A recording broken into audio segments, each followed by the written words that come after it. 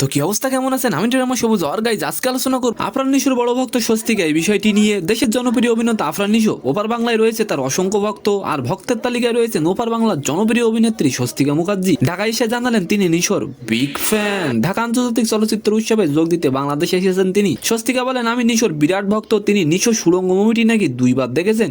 তো আপনারাও যদি নিশোর ভক্ত হয়ে যান তাহলে অবশ্যই একটি লাইক দিয়ে যাবেন। আর এবার আলোচনা করবেন শোয়েব মালিক পরকীয়া করতেন এই বিষয়টি নিয়ে। সানিয়াকে ডিভোর্স দিয়ে পাকিস্তানি অভিনেত্রী সানা জাভেদের সঙ্গে বিয়ে করেছেন তিনি। আর এবার সানিয়ার ননদ আইমিন শোয়েব মালিকের বোন জানান বছরখানেক ধরে পরকীয়ায় জড়িয়ে পড়েন শোয়েব, যার কারণে এত বছরের সম্পর্ক ভেঙে গেল। তিনি বলেন পরকীয়ায় অতিষ্ঠ হয়ে উঠেছিলেন সানিয়া। তিনি শোয়েবকে অনেকবার বুঝিয়েছেন কিন্তু কোনো লাভ হয়নি, আর ফলে এই ডিভোর্স। তো এখন আপনারা কমেন্ট করে যাবেন শোয়েব কি কাজটা ঠিক করলো। আর এবার আলোচনা করবো ভারত ঘুরে মুক্তি পাচ্ছে মান্নার নতুন ছবি এই বিষয়টি নিয়ে। 2008 সালে মারা যান মান্না। তার শেষ সিনেমা জীবন যন্ত্রণা, যা এখনো মুক্তির অপেক্ষায়। তবে চলতি বছর মুক্তির সম্ভাবনা আছে সিনেমাটির। ছবিটি ভারত ঘুরে আসছে, তার কারণ সিনেমাটি ধারণ করা হয়েছিল 35 মিলিমিটার লেন্সে, তাই ডিজিটাল ফরম্যাটে রূপান্তর করার জন্য ছবিটি এখন ভারতে। তো সম্মানিত দর্শক, আজকের ভিডিওটি কেমন লাগলো অবশ্যই কমেন্ট বক্সে জানাবেন। আর ভিডিওটি যদি ভালো লাগে অবশ্যই একটি লাইক দিয়ে আমাদের চ্যানেলটিকে সাবস্ক্রাইব করে দিবেন। ধন্যবাদ।